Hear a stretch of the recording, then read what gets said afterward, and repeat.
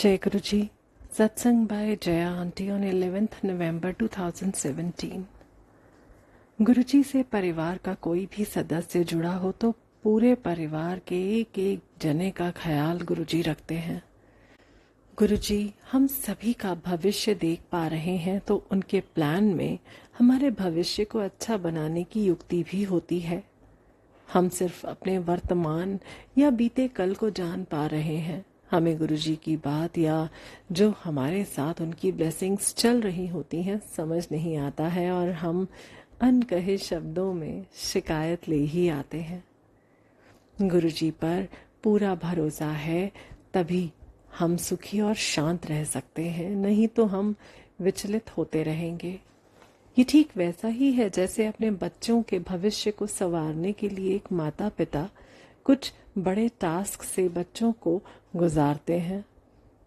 परिवार में कुछ नियम डालते हैं जिससे उनके बच्चों में अच्छी आदतें पनप पाएं, जो बच्चों को आम तौर पर नहीं भाता है। गुरुजी हमारे अंदर भी ऐसे ही बीज डालते हैं जिससे हम अच्छे इंसान बन पाएं। हमें सत्संग और जाप कराकर हमारी सुरक्षा कवच कैसे मजबूत होगा ये समझाते हैं, पर हम अधीर मानव, हमें तो तुरंत के तुरंत ही फल मिलता हुआ दिखना चाहिए। गुरुजी एक प्रैक्टिकल गुरु हैं और हमें गुरुजी और उनकी शक्ति पर भरोसा हो सके इसके लिए वो कई चमत्कार हमारी समस्या से संबंधित दिखाते भी हैं। ये चमत्कार बहुत बार सिर्फ हमारी आंखें खोलने के लिए होते हैं। ऐसा नहीं है कि एक बीमारी चमत्कारिक रूप से ठीक हो गई, अब हमारी हर बीमारी को गुरुजी ठीक कर देंगे कहकर अपने कर्म करना ही भूल जाएं। गुरुजी ने बता दिया कि हम किस शक्ति की शरण में हैं, पर उस शक्ति को हमारी ब्लेसिंग्स बनाने के लिए हमें भी तो अपने प्रयत्न करने होंगे। हम जैसे जीवन जी रहे हैं उसमें बिना कोई परिवर्तन या थोड़ी भी मेहनत जोड़े बिना ही गुरुजी की सारी ब्लेसिंग्स पाना चाहते हैं। बिना कुछ किए भी सब अच्छा ही मिले, ऐसी चाह लगभग हर इंसान की फितरत में है। पर ऐसा यदि होने लगा तो सृष्टि कैसे कार्य करेगी? उसके भी तो अपने नियम हैं। मेहनत का फल तो मिलता ही है, किस रूप में मिलेगा ये सृष्टि तय करती है। मेहनत कभी भी जाया नहीं होती। हमारे यंग बच्चों को गुरुजी अपनी लीला दिखाकर समझाते होते हैं कि वो उनकी पनाह में सुरक्षित हैं, पर हमारे बच्चे या कभी कभी बड़े भी ये सवाल करते हैं कि उन्हें ही क्यों सत्संग में जाना या मंत्र जाप करने की आवश्यकता है, जबकि सब इन सब के बिना भी तो बाकी दुनिया वाले बड़े ही मस्त रह रहे हैं। आज हर बात को लॉजिक से ही सिद्ध करना पड़ता है, पर अध्यात्म और भक्ति लॉजिक से नहीं समझाई जा सकती। ये कहना आसान है कि गुरुजी हमारे कर्म कटवा रहे हैं हमारे भविष्य के लिए, पर समझाना मुश्किल है। आज के बच्चे स्वप्नलोक में ही जीते हैं। हर माँ पिता अपनी औकात से बढ़कर उन्हें देते होते हैं और कभी भी अपनी वास्तविकता या दुख तकलीफ या किसी कड़वी सच्चाई को उनके सामने नहीं रखते हैं।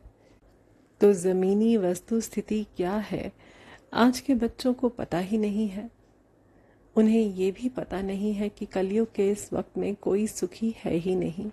हाँ, जो उनके दोस्त या आसपास वाले सुखी दिख रहे हैं वो क्षणिक हैं। आज वही संतुलित और सुरक्षित है जो किसी न किसी तरीके से भगवान की शरणागत हो चुका है।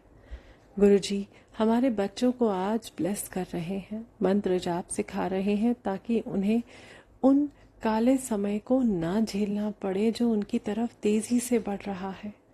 आज हल्के में कर्म कटवाकर अपनी संगत में जगह दिलाकर गुरुजी हमारे बच्चों पर बहुत बड़ी कृपा कर रहे हैं। आज के दिशाहीन बच्चों को सही दिशा में लाने के लिए पूरे संसार से जाप करवा रहे हैं। हम भी अपने बच्चों को सच्चाई समझाकर इसे स्वीकार करने योग्य मनोस्थिति बनानी पड़ेगी। वो सिर्फ ये देखते हैं कि हम ही क्यों तकलीफ झेलें या हम ही क्यों जाप या ताप करें।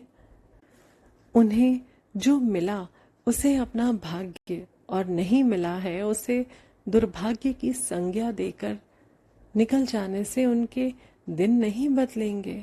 उन्हें परिश्रम करना हमने नहीं सिखाया, अब गुरुजी सिखा रहे हैं तो सीख जाने में ही उनकी भलाई है। हम ऐसा मार्गदर्शन करें, तभी अपने माँ पिता होने का फर्ज सही तरीके से निर्वाह कर पाएंगे। गुरुजी के मैसेज को आंख बंद करके मानने की आदत अपने और अपने परिवार वालों में हम डालें। गुरुजी का मैसेज मुझे मिला था कि दिवाली की छुट्टी में अपने बच्चों को सारा खाना अपने हाथों से बनाकर खिलाना है। दोनों बच्चे बाहर रहते हैं। मुझे इतना समझ आया कि उन्हें स्वादिष्ट खाना खिलवाने की कोई योजना है गुरुजी की, और उनके आदेश का पालन किया। ऐसे भी गुरुजी तब का तब मैसेज का प्रयोजन नहीं समझाते हैं। आज एक वीडियो द्वारा इस मैसेज को समझाया, जो बताया वो शेयर करती हूँ। खाना जिस भाव से बना है ये खाना खाने वाले पर वही असर डालता है, ये हम सदियों से सुनते आ रहे हैं। जो बाहर ज्यादा खाते हैं उसे खिलाने वाले को धन कमाने की प्रवृत्ति होती है, तो हम भी अपना सारा ध्यान धन कमाने पर ही लगाते हैं। जब घर में माँ की जगह रसोइया खाना बनाता है तो उसमें प्यार या स्नेह का अभाव रहता है, और ऐसे खाने को खाकर हम भी प्रोफेशनल दिमाग के होते जा रहे हैं। इसे इस तरह से समझा जा सकता है कि यदि हमारा बच्चा खाते वक्त हमसे एक रोटी ज्यादा मांगता है तो माँ खुश होकर उसे खिलाती है कि बच्चे ने एक रोटी ज्यादा तो खाई। वहीं रसोइये से एक रोटी ज्यादा की मांग रखी गई तो वो कुंठित होते हुए इस सोच के साथ कि आज ही क्यों उन्हें ज्यादा भूख लग रही है, हम फिर से रोटी बनानी पड़ेगी, वो इस रोटी को देता है। इस रोटी को खाकर हमारे अंदर प्यार की भावना कहाँ से आएगी। गुरुजी का लगभग साल पहले ये मैसेज आया है कि सभी आंटियां अपने अपने घरों की रसोई में कम से कम एक भोजन जरूर बनाएं, जिससे सभी परिवार वालों के अंदर प्यार की भावना संचारित होती रहे। यही भोजन जब प्रसाद या लंगर के रूप में बनाकर परोसा जाता है तो वो कैसे ब्लेस हो जाता है, इस बात को हम समझ सकते हैं। जब रसोई को साफ सुथरा करके हम गुरुजी या भगवान के लिए भोग लगाते हैं, हमारे अंतःकरण में गुरुजी का नाम या जाप चलता रहता है। कई बार हम शब्द लगाकर लंगर बनाते हैं। अपना बेहतरीन देने की इच्छा रखते हुए जब हम गुरुजी का लंगर बनाते हैं तो गुरुजी भी वहाँ किसी न किसी तरीके से मौजूदगी दिखा ही देते हैं। हर रसोई में गुरुजी होते हैं जब भी हम लंगर बनाते हैं, और जब गुरुजी ने हाथ लगा दिया तो वो प्रसाद ब्लेस होगा ही। कई बार गुरुजी ने संगत को मैसेज दिया है कि हम जो भी खाना बनाएं गुरुजी को अर्पित करके खाएं। ऐसे में हमारे द्वारा बना हर भोजन हमारे लिए प्रसाद बन जाता है, हर प्रसाद हमारे लिए औषधि बन जाता है, और इस तरह से हमारे बाहर सत्संग से और अंदर इन लंगर से तेजी से शुद्धि होती रहती है। ये सारी ज्ञान की बातें पुस्तकों में लिखी पड़ी हैं, कईयों ने इन्हें पढ़ा भी है, पर समझ तो अब आता है जब गुरुजी समझाते हैं। गुरुजी समझाते भी तब है जब हम उनके मैसेज को मानते जाएं, नहीं तो हम समझकर करेंगे भी क्या। गुरुजी हमें किताबी ज्ञान ना देकर प्रैक्टिकल कराकर समझा रहे हैं। हर एक ऐसी बातों को जिससे हमारे कर्म कटे और हमें ज्यादा से ज्यादा ब्लेसिंग्स मिल पाए। हमारे हर पल को ऐसी दिशा दे रखी है जो हमारे विकास में तेजी लाएगा।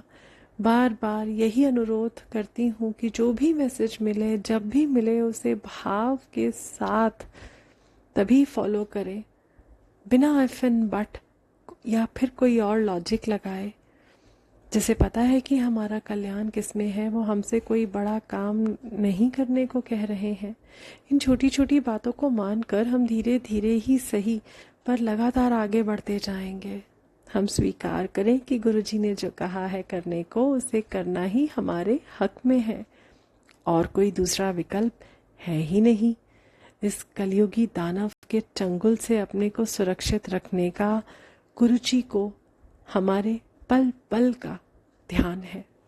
जय गुरुजी।